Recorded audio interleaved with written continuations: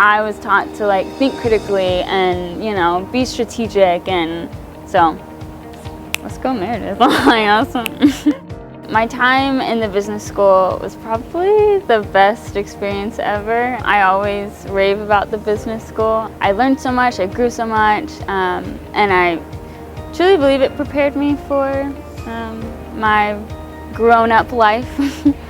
We did a lot of project work, which prepared me a ton for like collaborating and leadership. All of the projects that we did were meaningful, like either they were going to help a small business, have tons of projects like that, or nonprofit. So the work that we did wasn't just like work that was going to be graded and then that was it. It was like meaningful work that was getting put out into the world. A lot of my friends and my boyfriend that went to college, and they're like, yeah, we didn't know, like we don't know how to do this stuff, or like we weren't taught how to think. And it's like, oh, I feel so bad for you because I was taught to like think critically and, you know, be strategic, and so let's go Meredith. Like, awesome.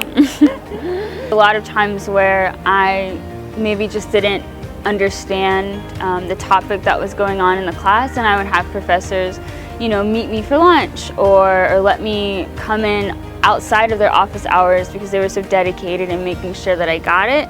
So yeah, I think having smaller class sizes and one-on-one time with my professors was probably one of the biggest benefits of my education.